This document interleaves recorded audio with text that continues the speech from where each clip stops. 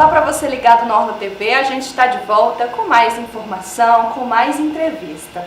E dessa vez a gente recebe aqui no estúdio o secretário de Estado da Administração, Jefferson Barros, para a gente falar sobre a questão do Plano Saúde.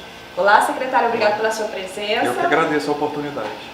A gente começa falando, secretário, sobre esse edital que está aberto aí para as prestadoras de serviços interessadas em prestar serviços para o Plano Saúde. Quais são os principais critérios?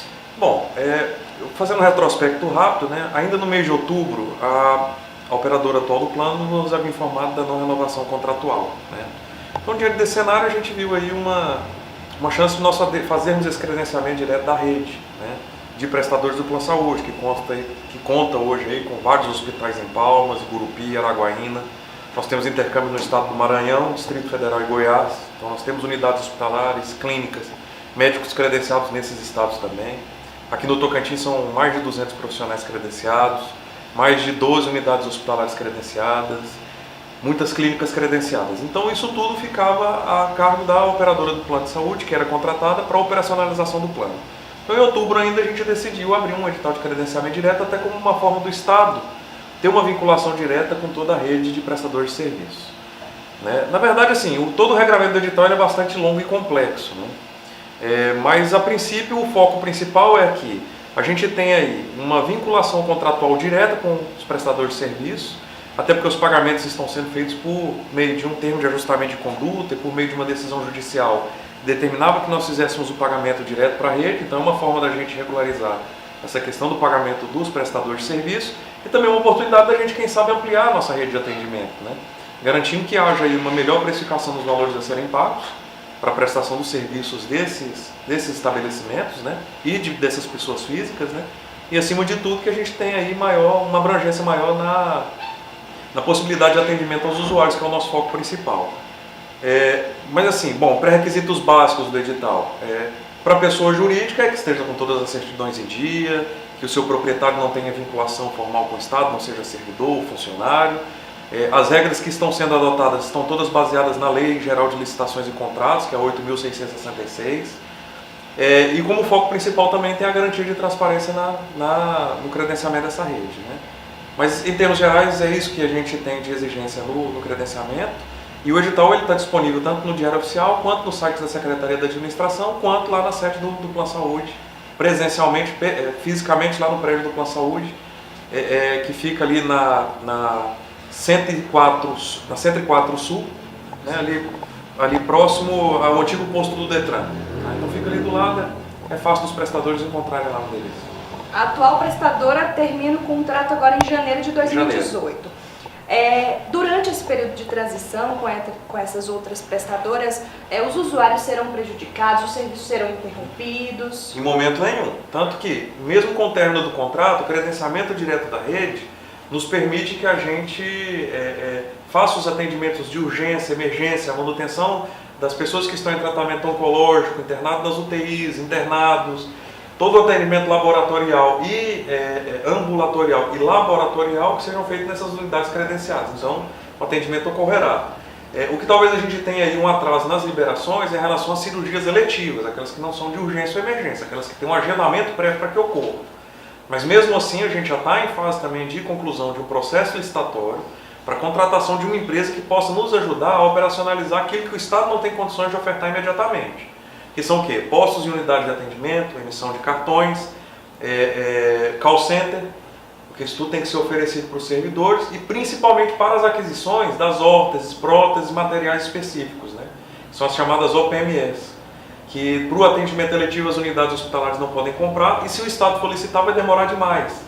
Então, para não correr o risco de acabar transformando cirurgias eletivas em atendimentos de urgência e emergência e principalmente para não ter qualquer tipo de problema para o usuário, que é o nosso foco principal, para que a gente faça a contratação da empresa para fazer essas aquisições para a gente.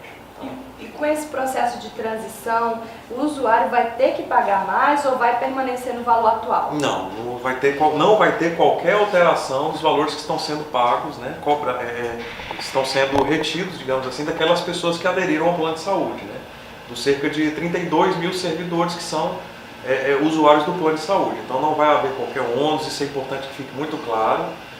O que eu estava discutindo há alguns dias é sobre uma possibilidade do Estado apresentar uma nova norma que aumente o percentual de contribuição para quem ganha acima de 3 salários mínimos, até porque é a determinação do governador Marcelo Miranda que a gente não faça qualquer tipo de implemento de percentual de aumento para pessoas de baixa renda, para os servidores de baixa renda, sob pena desse servidor não ter condições de pagar um plano de saúde, não ter condições de pagar o plano de saúde e migrar para o SUS, onerando inclusive o Estado da mesma maneira, porque ele indo para o SUS também que gera ônus para o Estado, né? Então o que ocorreu foi um estudo dessa natureza, mas também que não tem previsão de implementação, talvez não ocorra no ano de 2018, apesar de, enquanto o secretário da administração vê uma necessidade de reajustamento desse percentual, por uma questão contábil do plano, ele hoje é deficitário, a gente precisa fazer com que ele não seja deficitário, ou seja, o que significa que ele é deficitário? Tudo que é arrecadado do servidor e tudo que o Estado banca da sua parte patronal, ou seja, daquilo que o Estado paga para o plano, em curtíssimo prazo, provavelmente já em 2018, não vai ser suficiente para mantê-lo. Então é por isso que eu estava falando da possibilidade do aumento do percentual de contribuição. Mas nada disso tem a ver com esse processo de transição que a gente está sofrendo agora. Então não vai ter qualquer tipo de aumento ou dispêndio financeiro para o servidor em relação a esse processo transitório. Isso é algo que vai ser, de repente, executado no futuro, não agora, Não agora, né? até porque tem toda uma alteração da legislação, isso ainda vai para uma discussão na Assembleia Legislativa, então não é do dia para a noite, demanda tempo. E o senhor, a gente tem acompanhado que tem participado aí dessas reuniões de estruturação do plano. Perfeito. E ontem o senhor se reuniu com um grupo e tudo mais, sindicatos, representantes de sindicatos, e disse que vai pagar, vai repassar o valor de mais de 10 milhões de reais às prestadoras de serviço, né? Perfeito, é isso mesmo. Foi até importante você ter tocado na questão da comissão de reestruturação. Desde 2015, antes mesmo de qualquer processo investigativo, antes mesmo da Operação Marca Passo, a gente já estava preocupado com as aquisições de OPMS. Em 2015, para você ter uma ideia, o Estado, administrativamente, por meio da Secretaria, por iniciativa do secretário da Administração, determinou que fossem suspensos 21 milhões de reais de pagamentos de OPMS, até que houvesse um entendimento sobre a precificação efetiva do que estava sendo pago. Nós criamos discricionariamente, ou seja, por iniciativa da administração, uma comissão de reestruturação do Plano Saúde para observar essa questão da precificação das aquisições de OPMS, tudo muito antes de Operação Marca Passo. No ano de 2016, nós instituímos uma das menores portarias de compra de OPME do país, que ela é idêntica ao do IPASGO, é menor do que a do SUS. A gente só não conseguiu levar adiante porque houve uma suspensão judicial dos efeitos da portaria. Depois disso, a gente ainda contratou toda uma equipe atuária para a gente chegar numa nova portaria com uma precificação que fosse justa. Então, antes da gente tratar de qualquer aumento de percentual de contribuição do uso servidor, a gente já começou a fazer um trabalho de redução dos custos do Plano Saúde. E os efeitos disso a gente já está sentindo agora nesse final de ano. Em relação aos pagamentos, de fato foi feita uma nova propositura no âmbito do processo judicial que busca uma conciliação entre o que deve ser pago aos prestadores de serviço e aquilo que o Estado tem condições de pagar. Na segunda-feira nós tivemos uma audiência judicial, eu, a Secretaria da Fazenda, a Secretaria da Administração, Secretaria da Fazenda e Judiciário, e lá nós tivemos o entendimento de um fluxo novo de pagamento. A primeira parcela, inclusive, deveria ter sido depositada no dia 10 e foi depositada. A Secretaria da Fazenda repassou 10 milhões. Então, desde ontem a gente já está fazendo os pagamentos. Nós já fizemos os pagamentos de pessoa física e hoje nós estamos fazendo já estamos fazendo alguns pagamentos de pessoa jurídica, cumprindo aquilo que foi acordado. O que isso demonstra? Uma responsabilidade da gente em relação àquilo que foi acordado na última segunda-feira e, acima de tudo, que com esse acordo que foi feito e apresentado durante a reunião de comissão de reestruturação aos prestadores de serviço, e eles terem concordado de que não vai haver paralisação e de que o fluxo de pagamentos agora deve seguir normalmente. Tá bom? Então a gente já começou a fazer os pagamentos. É isso que, em relação aos pagamentos, eu tenho para afirmar nesse momento. E com relação à Operação Marca Passo, o que mudou depois dessa operação? Como é que a Secretaria de Administração tem trabalhado diante disso tudo que tem acontecido? Na verdade, as medidas que foram adotadas anteriormente à operação, elas já são suficientes para demonstrar que a administração se preocupava e tomou medidas. Isso tudo está documentado, isso tudo está registrado, muitos desses documentos foram publicados. A Comissão de Reestruturação do Plano Saúde existe há mais de 1 ano e meio. Então isso já vem sendo discutido e registrado em ato, inclusive com órgãos de controle participando da comissão desde 2016. Então antes mesmo da operação a gente já tinha adotado algumas medidas. Agora é lógico, a operação nos traz também uma reflexão sobre, nós já avançamos o suficiente ou temos que avançar ainda mais? Talvez nós tenhamos que avançar ainda mais.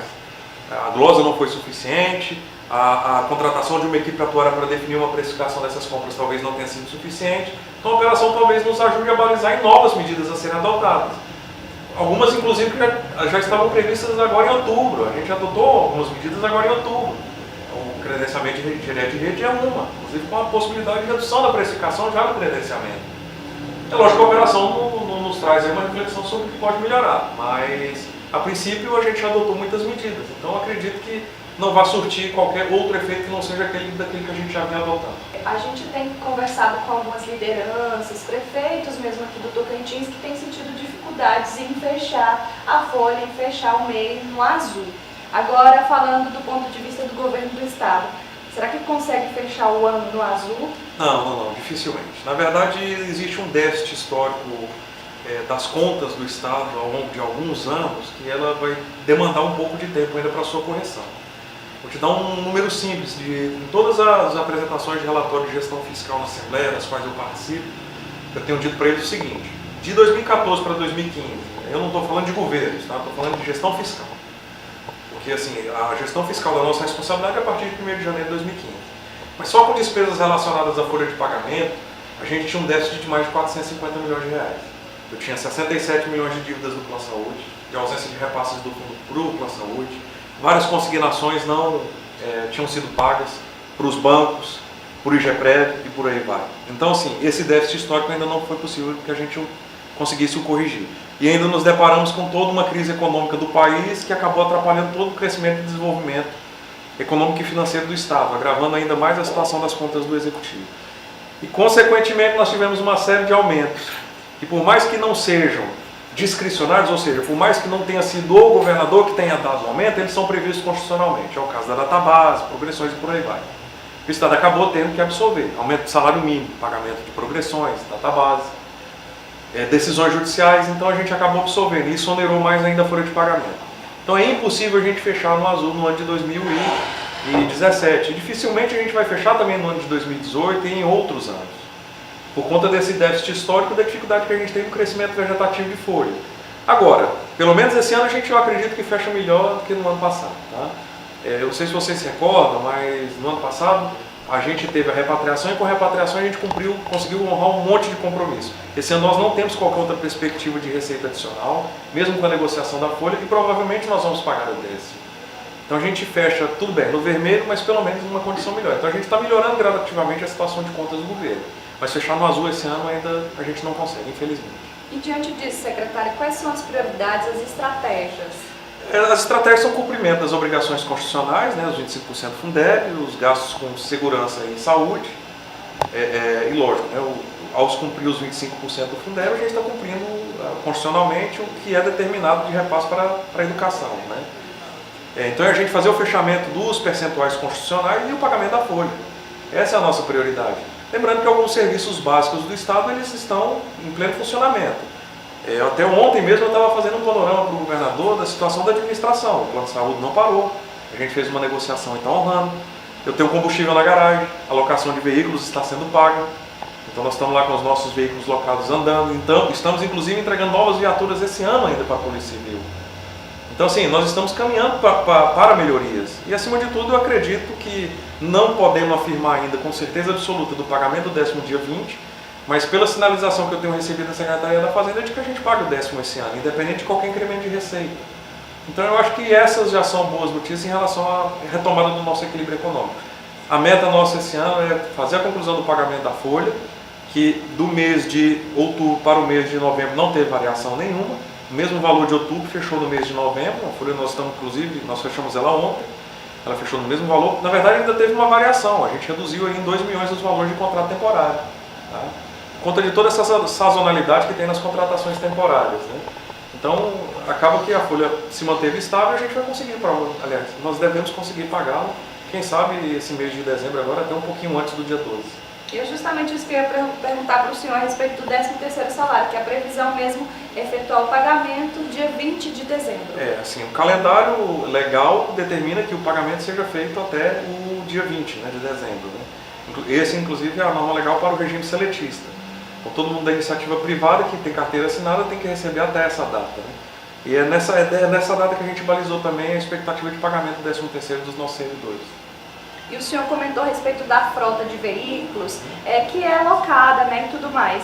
Já teve um estudo do governo do estado a respeito da possibilidade de adquirir toda a frota, ou pelo menos metade dessa frota, se isso seria viável ou não ao estado? Não, é inviável. Na verdade, esse estudo a gente fez ele lá em 2015, ainda quando nós herdamos um contrato feito com uma empresa para a alocação dos veículos do estado. Por que é inviável? 80% dos nossos veículos, 80 a 90% dos nossos veículos locados são viaturas. As viaturas elas têm um custo operacional muito alto de manutenção, de reposição. Eu vou te dar um exemplo. Vamos supor que a gente tem, aliás, ocorreu, isso é fato. Nós tivemos aí vários assaltos no estilo cangaço no interior do estado. Muitas viaturas foram 100% destruídas nessas ações, em alguns municípios. Para o estado fazer uma nova compra de um veículo desse, ele pode demorar até 6 meses. A reposição desses veículos se deu no mesmo mês com a locação. A gente paga em torno de R$ 3.600 para um veículo, uma viatura com cela, com rádio da melhor qualidade, celas dos melhores padrões determinados pela Secretaria de Segurança Nacional, o que nos dá uma segurança de saber que nós temos ali uma oferta de um produto de excelente qualidade, sem a necessidade de ter que trocar pneu, de ter que fazer a manutenção e com 100 mil quilômetros rodados, o que acontece com alguns veículos em 60 a 90 dias de ter a sua reposição garantida no outro mês. Então não compensa para o estado fazer a aquisição, principalmente desses veículos, e também dos veículos de representação, que acabam fazendo todo esse trabalho aí de apoio ao auxílio administrativo das unidades. Na administração mesmo, quando eu ingressei na secretaria, eu imaginava que eu não tivesse tantas diligências no interior, mas eu tenho 2 unidades do EPRAJAL, uma em Gurupi e uma em Araguaína. Eu tenho que encaminhar material, fazer diligência para as equipes para irem até essas cidades para o encaminhamento de malotes de documentos que custam operacionalmente muito caro. Entendeu? Então, assim, eu estou te dando exemplo de que operacionalmente não compensa. É muito melhor a gente ter a frota alocada, sabendo que tem aí uma empresa que vai nos garantir um serviço de qualidade, do que fazer uma aquisição de frota que depois a gente não vai conseguir repor, tampouco vai conseguir fazer uma manutenção dessa frota de maneira qualitativa dentro do tempo com a contratação da empresa privada a gente tem. A gente não consegue fazer a manutenção de toda essa frota tão rapidamente quanto uma empresa privada. Agora, mudando de assunto, secretário, a possibilidade de abertura de novos cursos da Universidade Corporativa, que é uma ferramenta importante para os servidores se atualizarem e tudo mais. Qual a expectativa disso? Então, a gente já qualificou aí mais de 3 mil servidores, né? Quando a escola de governo ela não tinha uma plataforma de educação à distância, então isso dificultava muito a gente a fazer cursos para os servidores que estão lotados no interior. Então essa foi uma das primeiras medidas que em 2015 a gente buscou tentar solucionar, até porque eu atuei muito na iniciativa privada na área de implantação de cursos, então acaba que isso facilitou um pouco na orientação da equipe de como a gente deveria proceder a um custo baixíssimo, tanto que para a implantação da universidade corporativa, durante a minha apresentação à época, eu tinha revelado que o valor que a gente fez de gasto de investimentos para a implantação da plataforma foi R$ 17 mil. Então, assim, para o Estado, a implantação de uma universidade corporativa com 3 cursos experimentais em EAD e com oferta de mais de 3 mil vagas, a um custo de R$ 17 mil não é nada. É um custo zero praticamente. Então, muito baixo, e agora para o ano de 2018 a gente vai fazer a oferta de mais 24 novos cursos, né? Ontem, inclusive, nós assinamos um termo de cooperação com o Ministério Público. A ideia é de que os promotores, os procuradores do Ministério Público sejam nossos instrutores, nos ajudem também na confecção de novos cursos para os nossos servidores, e que a gente também faça a oferta da nossa plataforma e desses 24 novos cursos para o Ministério Público.